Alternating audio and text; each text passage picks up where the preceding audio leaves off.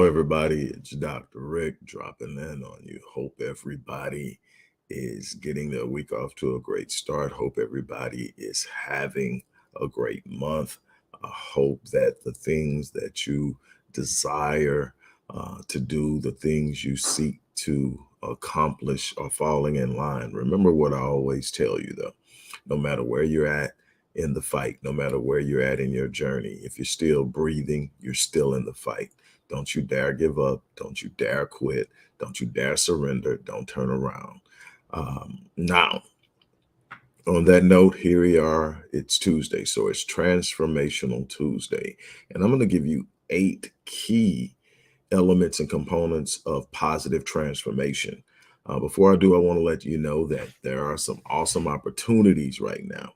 Speaking of transformation, my rapid change method is one of the ways that I'm able to help people experience almost immediate shifts and changes in their lives. And right now, that normally is $450 a session. Right now, for a limited time, today it is $175. And I'm also throwing in 2 complimentary sessions. So that's 3 sessions for less than half the price of one. I promise you, you will not be disappointed. You'll get to see a lot about what happens in these sessions as we talk about positive transformation today. Also, for those who are looking to go more intensive and be more engaged, I also have my bronze package, which is a 12-week package. It is normally $3,500 right now. Today only, if you register for the bronze package, you will get a free upgrade to the gold package, which is $69.95, no, $79.95, and it is 26 weeks. So basically, you're going to get uh, double plus 2 on that. And I promise you again, you will not be disappointed. These are for people who can see the value, for people who are looking for some serious intervention, some serious engagement, some serious change. I'm telling you, it's out there. I'm telling you, if you want it, you can have it. I'm also telling you, you're going to have to invest in yourself, not just in money, but in time, energy, effort, patience, resilience, focus. And we're going to talk about some of those things, the key elements and components of change. But I wanted to make you aware of what's in there because it's time sensitive.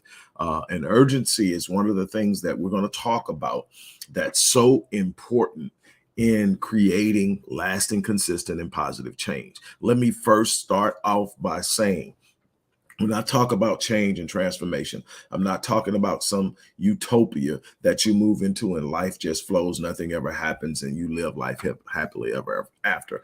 I think that we are constantly bombarded with this romanticized idea of what life looks like, and we are constantly met with true reality, and it really douses our flame because we want that life that we saw in the movie. We want that life we read about in the novel. We want that life that is constantly being pushed. The truth of the matter is you create your life, but in the creation of of your life, there are simply things you do not control. There are going to be times in situations that are not favorable, and how you manage those times is going to have a massive impact on the outcome of your life. So it's not about this sweet spot that you hit. It's about the capacity to navigate life at the highest level and achieve things despite the challenges that you are going to face. You are going to come into some situations. I often say you cannot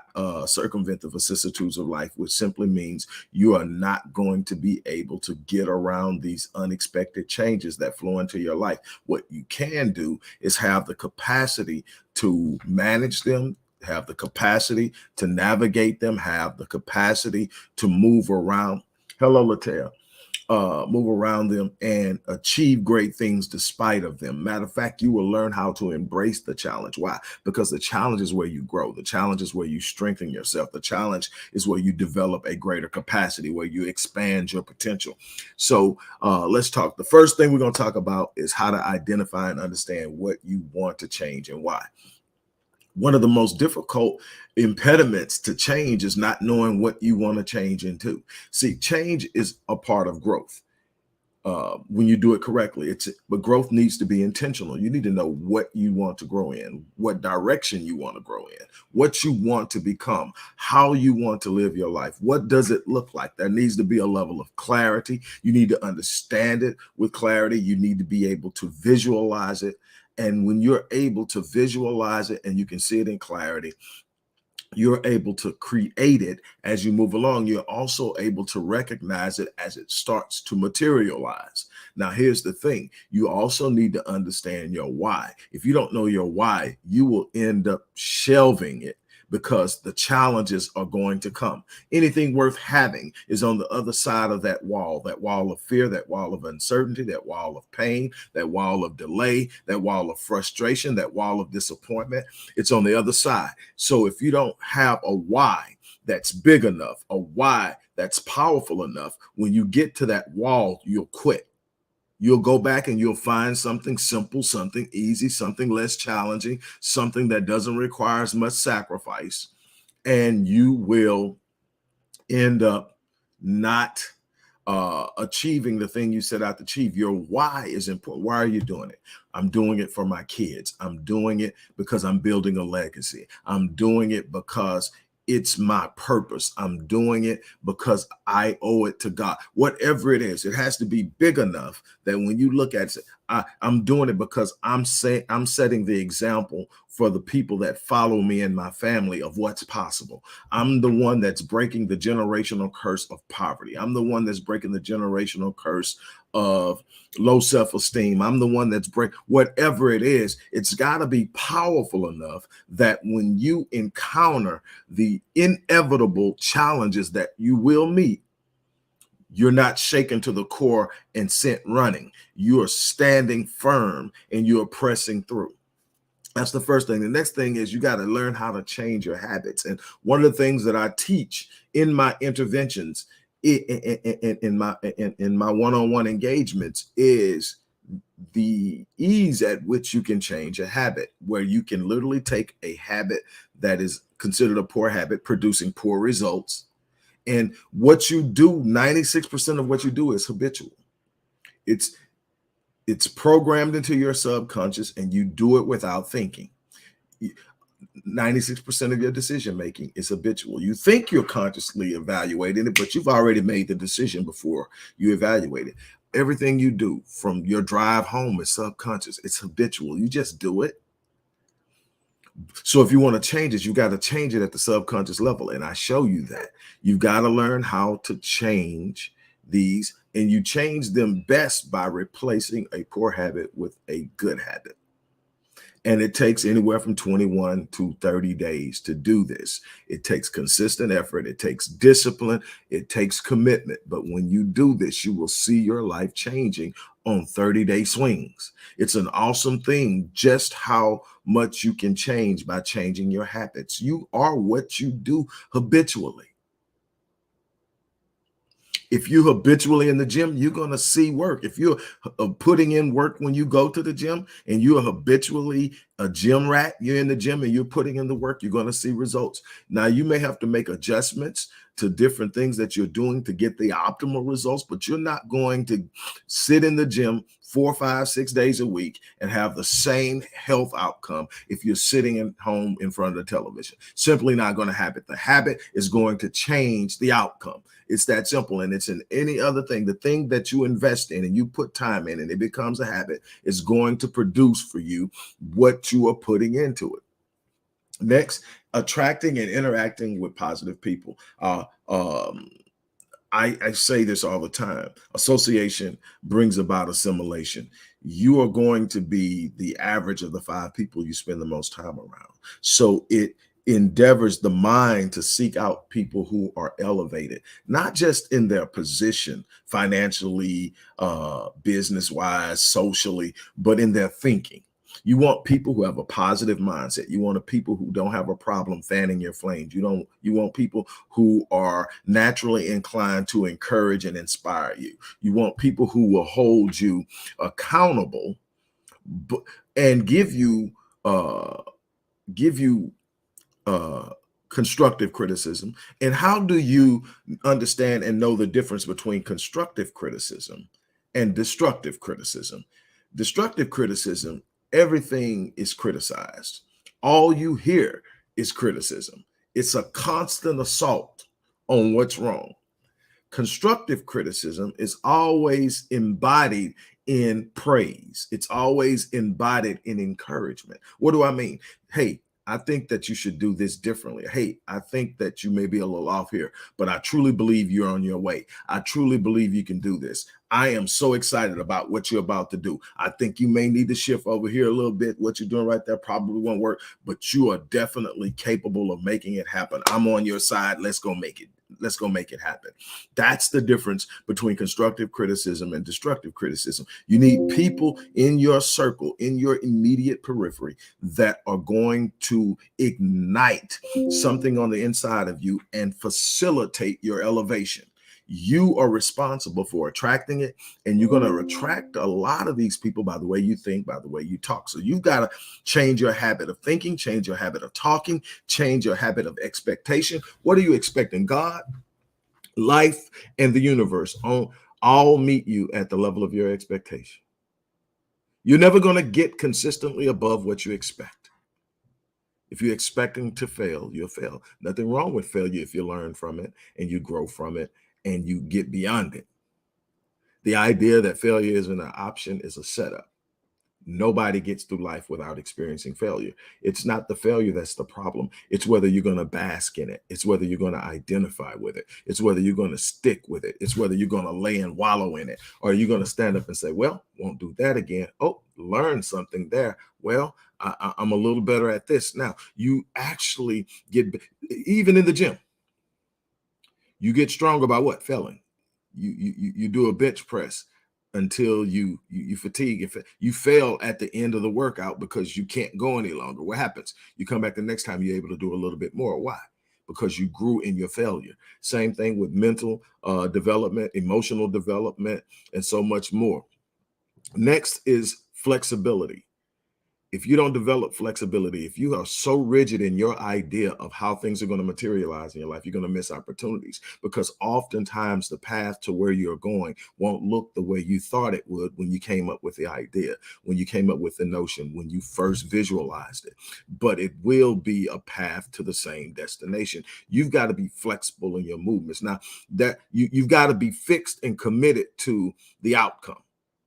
Once I make up in my mind that I'm going to get something, I'm either going to get it or I'm going to die trying. I'm not giving up on it. I'm not tossing it to the side. I'm not saying, well, that isn't for me. No, if I can visualize it in my mind, if I have good intentions to do with it, and I am fixed on it, it's absolutely nothing that can stop me now, except me by quitting. I'm not talking about flexibility in, well, I tried. No, I'm talking about flexibility in path and approach. You need to be able to say, okay, maybe it's not this way, maybe it's that way, but I'm getting there. I just need to figure out how. And I need to be flexible in how I'm approaching it, because the person I think will help me probably won't. Trust me. The person that I'm last expecting to help me just might. Trust me. And so I've got to be open-minded and flexible about how I'm going to achieve this thing. I've got to be committed to it, but I've got to be flexible in how I move. The next thing is fueling your mind and body for successful transformation. Look, there are numerous studies on the importance of psychosomatic influences in overall health. Environmental influences in overall health. When I say environmental, I'm talking about stress levels. So in essence, I need to be in a situation where my mind is at peace, that it's growing. Why? Because if my mind is at peace, it's going to be reflected in my physical health. Same thing in my physical health. If my physical health is optimized, then it's going to be reflected in my mental health. They work together. It's a psychosomatic connectivity that will either prolong life or shorten life. It's one of the areas. Matter of fact, I just did a workshop this past Saturday on epigenetics and psychology and adverse childhood experiences and the long-term health implications of stressful environments. And so what you need to do is you need to create positive environments. You need to create a positive mindset. You need to feed your mind things that are positive. You control what you read, you control what you watch, you control what you hear. It's your responsibility to incessantly feed your mind the things that grow it in a positive mindset, settle it down, reduce stress, increase peace, and the ability and belief that anything can be accomplished. The moment you reach a point where you believe anything can be accomplished, stress levels are going to drop, because there's nothing that you're going to encounter at that point that you don't believe you can overcome. If I believe I can overcome it, it doesn't have the same impact on me, no matter how devastating it may be, as when I believe that I have no control over it. That's the difference between a conqueror and a victim. The conqueror believes, hey, I'm here, but I'm coming out. The victim is looking at, look what keeps happening to me. Life isn't happening to you. Life is responding to you. Life is being shaped by you. You don't control all of the external factors, but you control each and every time you encounter something, how you're going to respond to it. Most people tend to react. Reactions very rarely turn out with good outcomes. So that's the next thing. So, and then here's a big one: developing emotional intelligence and resilience. Emotional intelligence is a relatively new phrase, been around a little over 30 years. Coined, I want to say, in 1990. And it's about being aware of your emotions, being able to properly and effectively manage your emotions, understanding how your emotions impact you and impact others, and then be able at a higher level by managing your emotions to help other people manage theirs. And when you have emotional intelligence, you don't become thwarted. You don't become frenetic and unglued at challenging moments. You don't become shaken. You don't sit up and make poor decisions in emotional stupors. You are in control of your life. It doesn't mean you don't experience emotions. It means that you experience it with a level of emotional maturity that allows you to push the emotions aside once you become aware of what it is and deal with it from a reasonable and rational perspective, by allowing the executive functioning area or capacity of your brain, the prefrontal cortex, to guide you. You can trust intuition, you can trust your reason, your rationale, your knowledge, your expertise, but when you combine them together and you put emotion behind you, there's so much you can do. So that's another thing that we work on when I work with my clients. Then creating a sense of urgency. I told you about that before we ever got started, that urgency is so important. That's why I put limited times on this, because if you're going to act on it, you're going to act on it. Those offers that are in that box are great for a limited time, and then they're going to go back to the regular price. And here's the thing: this year, that value is extremely high because I'm not working with it as many people one-on-one as I have in the past. There are other things, like I said, workshops. I'm gonna be doing a lot more workshops. I'm gonna be doing a lot more on location intensive engagements with individuals and groups. But these will be intensive. So that means we're going to show up to a location and we're going to be there for a day to a weekend. And we're going to do work. That's going to be something else that I'm going to be doing towards the second part of the year. So get ready for that. It's going to be excited. I'm really, truly excited about the direction we're going in. But the goal is always to help people grow, to help people advance, to empower people to do the things that they want to do in their lives.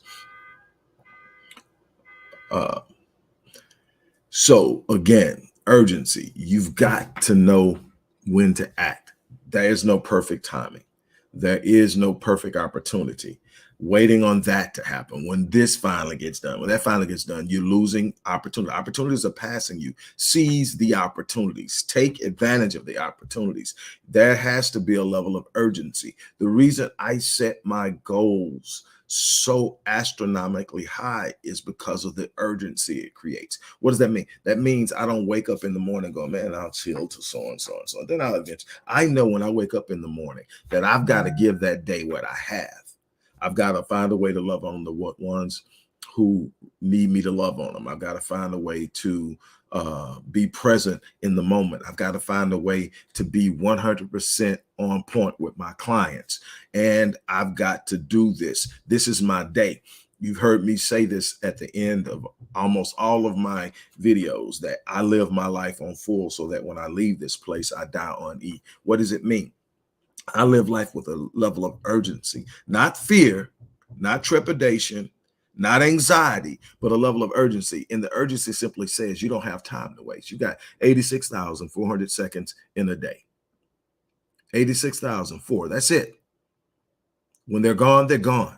What are you doing with it? What you do with your 86,400 seconds is going to determine the outcome of your life. You can sit up and you can talk about it. You can dance around it. You can make up.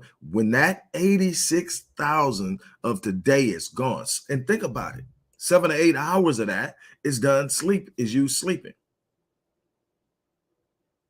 So then you've got what's left to manage effectively and use. If you don't have a sense of urgency, you're going to toss it away. You're going to use it in a casual manner that does not produce the desired results. And what's going to be the outcome? If you are fortunate enough to make it to your destination, it's going to take you longer to get there, and you're not going to get as much out of it. If you wake up every day and you understand, yes, I need to have some fun. Yes, I need to enjoy my loved ones. Yes, I need to be able to relax and recover, but I cannot throw away my time. So everything has to matter. Give your time meaning. Every second has meaning to me. Doesn't mean every moment I'm running around looking for something to do. It means a chocolate milk. Procrastination. I need to put this up here because this is a big one. Procrastination is a thief of time, but what you got to understand is urgency is the thing of the moment. That's why I challenge my clients. It's not going to be this perfect opportunity. It's not going to be a situation. I had a client. I hear people all the time, and it blew my mind then, not really, because I've made sacrifices similar. But I had a client that stood up and said, look, when I saw your video, I knew that I needed to work with you. I didn't have what you were charging for that particular thing. I'm not going to say how much it is, but I didn't have it. I went out and got a loan because I saw the value in working with you. That person now has been with me for 3 cycles. This is her 3rd time around. So she learned enough in the first time around to change her financial situation completely by changing how she moved in her own industry. And then she was able to pay for the 2nd time around out of her own pocket, repay the loan, and then re-up a 3rd time. But you've got to make up in your mind. Maybe I'm not your guy. Get your guy. Maybe it's E.T., maybe it's Les Brown, maybe it's Tony Robbins, maybe it's Lisa Nichols. There are people out there, I can tell you, I've studied them, I've talked to them, I've been around them, that are on their A game. And some of them aren't going to be names you recognize like the ones I mentioned. But those I have at some level interacted with, and I know. I actually relaunched my entire business career after working with Tony Robbins myself. And if you know anything about Tony, that wasn't cheap for me. And at the time I did it, I didn't have it. That when I tell you that was a similar comparison to this person who got the loan to work with me, I didn't. I sold the only thing I had of real true value to create that opportunity. And I have never regretted it, never once. And I became my own person. I'm not Les Brown. I'm not E.T. I'm not Tony Robbins. I'm not Lisa Nichols. I'm not any of those people. I am a person that has spent 30 years developing a special strategy and concept I call Visionetics. And in that, I teach people how to visualize a future that they didn't think was possible and then manifest it. It's a literal step-by-step process that's within the confines of your very design. Lee, you tired of hearing about the earrings, but those earrings, man, financed a rebirth. And I guess it was a reason those are the only things left behind that represented my past success. But imagine when you have this past success. Let me explain something to you. Now, imagine where I was mentally. I had lost everything that I worked my adult life to build. And the only thing left to show I ever had that life in my ears. Now, 1.75 carats a piece. These weren't small earrings. Um, when I did what I did it. I'll put it that way. But this is a new chapter in my life. It wasn't about what I could do, what I could wear, what I could be, where I could go. It was about who I could impact. I tell people all the time, the first half of my life was about me living my life the way I wanted to, and proving that I had arrived. The second half of my life has been about my legacy. What am I leaving behind? Whose lives have I touched? Whose lives have I helped them to change? That's important. But imagine me at that point. The only thing I have to show that life existed in my mind, at least at that time, is those earrings. But I had to part with them. I had to part with them because where I was going was something bigger. What I wanted to do was something big, and I had to let go of the past in order to take hold of the future. Sometimes it's hard to let go because you're so anchored in it, you can't let go of it. Even if it's a good thing, you've got to let it go so that you can move forward, because what's in front of you is always better and bigger than what's behind you.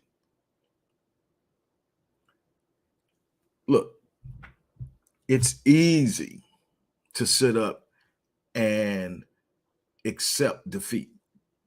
It's easy to sit up and say, I can't do it. It's easy to sit up and say, this is working against me. It's this, it's that. I was born with this. I was born to a 15-year-old mother and an absent father. First time I saw my pops was in his casket. And it's a bunch of people that have been through that. And I could easily sit up and say, I'm doomed. I grew up in an impoverished neighborhood.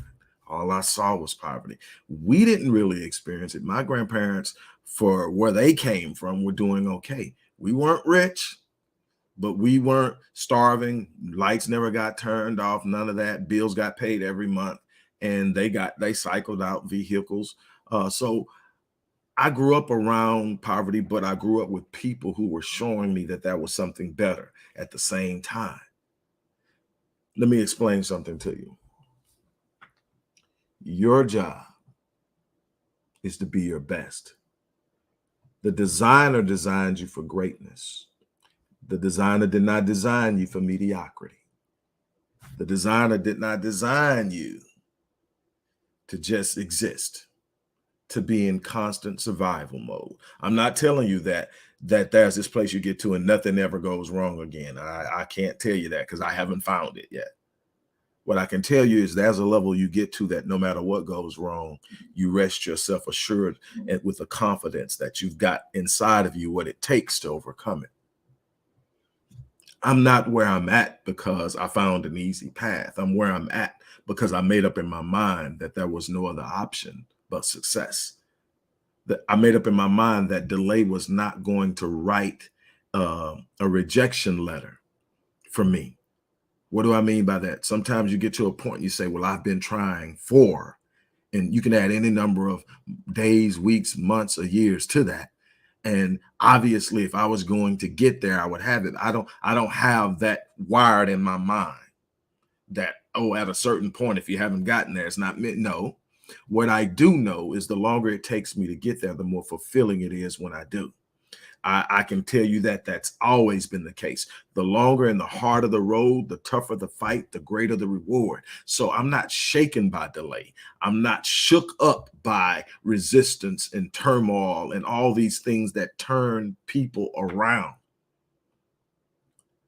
I work with my clients to develop an understanding about themselves that shakes loose all of these limiting beliefs and ideas that are embedded in us, most at an early age, that shape the paradigms through which we live life, make our decisions, and set our aspirations. Put them aside. God didn't design you for mediocrity. He didn't design you to be average. You have a responsibility to the designer to live life at the level of your design. Now, if you think that this awesome creator decided to create something average and mediocre, you shake, you all shook up. But if you acknowledge that the designer does not design trash, then you've got to acknowledge that at the very core, your design isn't mediocre. You simply have not accessed the potential resting on the inside of you that it will challenge you to rise above everything that you're facing, to live life at the level of your design, which is the greatest honor you can pay to the designer. Fulfill the design. So my thing is, on Transformational Tuesday, you control what you become. And what you get in life is in direct correlation to what you become. You don't get what you want, you get who you are. If you want something, you've got to become the person that has the capacity to produce it. That means you're going to have to read. That means you may have to take some courses. That means you are going to have to do your own research. You may have to hire somebody to facilitate it. That's a part of the process. Stop creeping, trying to find shortcuts, and go all in. Yes, you're going to slip a little bit. You're going to falter. You're going to bump your head, scratch your knees. You're going to go through it. That's a part of the journey. But what I can tell you is, in the attempt to avoid slipping, in an attempt to avoid failure, in an attempt to keep from getting bruised up or bumping your head, you will rest stagnant and unfulfilled, and you will at some point take your potential to the grave. One of my mentors, Dr. Miles Monroe, once said that the wealthiest place on this planet is at the cemetery. Dreams unfulfilled, books unwritten, companies not started, inventions not created, on and on and on. People waiting on the right timing, people waiting on the perfect situation and opportunity, people acquiescing to fear and not moving. Ultimately, it's up to you what you're going to do with your life. It's not what you're born into, because trust me, I wasn't born into the best situation. And I've worked with people born into much worse situations than myself. And I've watched them sprout up. I've got a kid, he's not a kid no more, he's in his 30s, that just hit me up. He's now living in Costa Rica. He has Asperger's, which is now in the DSM-5 just referred to it as autism spectrum disorder, high end of the spectrum. But when I started working with him, he had this vision of being an international businessman, a person with autism. You think at one moment I gave him any indication that I thought he couldn't? No, man, let's work. This dude now, man, he has a team of people who are all at the height of what they do. Doctorates in this and that, and engineers and everything. And he's the mind behind it. And he's now and he's like, man, you need to. No, he's not in Costa Rica. I take it back. He's in the Dominican. He's literally living there. Doc, you need to come. It's me that's thinking about moving to Costa Rica. I apologize, but he's in the Dominican. This is a guy that just sit up and decided, I'm going to be something, and did it. Now, the beauty about the autism and kids is they don't have all this other stuff telling them by way of memory and observation and consulting everybody else's opinion. They don't have that telling them they can't do it. So when they said, I'm going to do it, and then the person they tell they're going to do it is me, and I say, well, hey, let's do it. The idea of failing isn't even there. So even when you experience a setback, it's not considered a final failure. I tell people all the time, failure isn't final until you quit. Everybody's going to experience failure, but it isn't final until you quit. That's the one thing I haven't ever did. I tell people all the time, those who follow me consistently know this, they hear it. Hopefully it's literally a seed planted.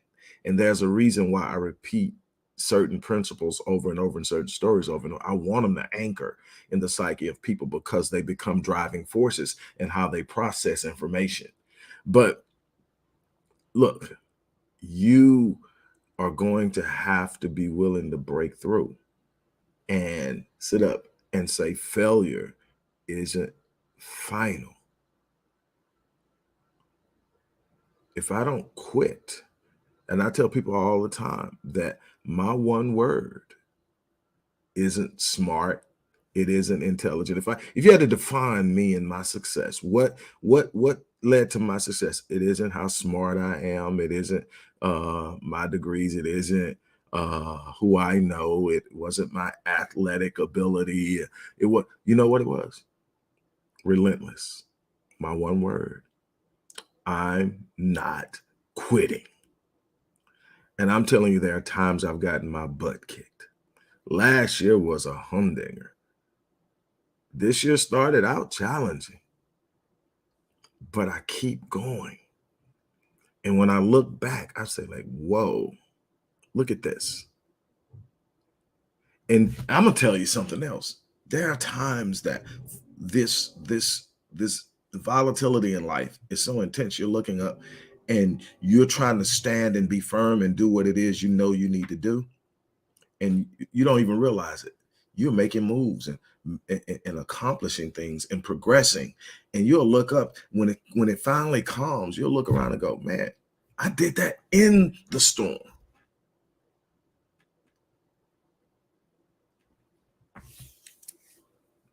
Look, I don't know your personal story. I don't know everything that you've been through. But what I can tell you is there's no place you can come from, no situation you could have been born into, no reality you could have experienced, no poor decision you could have made that has locked you into a mediocre life for the rest of your life. You have the ability to change your thinking. You have the ability to change your aspirations. You have the ability to change your goals. You have the ability to consult a vision on the inside of your spirit and then move on it. I'm challenging you. Stop settling and get started. Again, I'm about to get off of here. As I said at the beginning, there are two ways you can work with me. Well, a bunch of ways you can work with me. The two ways in there are unbelievable offers. One is my Rapid Change, which is a transformational program, a method I created to help people immediately in the moment see what they can do and immediately shift. It's powerful. It was literally meant to be done in one interaction, but I am now, it's a $450 session. I'm offering it for $175 and I'm giving 2 complimentary sessions. This is again a limited thing. Take advantage of it or it will be gone. And then I don't know how many of these I'm going to do this year, but it won't be as many as last year. Same thing with my bronze package. That's a 12-week package, regularly priced at $3,500. Now, if you register for the bronze package, I'm going to upgrade you for free for the gold package, which is 26 sessions and regularly priced at, I want to say $79.50. So again, these are opportunities. It's not for everybody. And there are people I literally actually turn down. I'm not turning anybody down for these, but I have turned people down. When I interview you, if I see that you're not seriously committed, there's nothing we can do because what I do requires commitment. And I want people who are ready for change. This isn't just about money for me. This is about getting with people who want to experience change. And just because a person has money doesn't mean they're ready. So on that note, look, if you're serious and you want to do something, it's a good day to do it. Whether you work with me or not, make a commitment to start operating and processing and using these 8 steps to find one to sustain and maintain successful change. You're going to have to be proactive. You're going to have to be engaged. You're going to have to be committed. You're going to have to be willing to look at challenges and act accordingly and be consistent in your desire to grow. And you will sustain what you've changed and you will continue to intentionally grow into something bigger, stronger, better, and more effective. As I say all the time, I live my life on full so that when I leave this place, I die on E.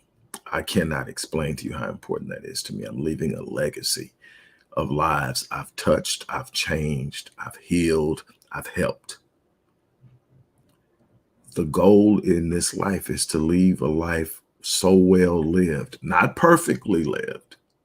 That doesn't exist, but so well lived that it speaks of you after you're gone. It's time to get to work.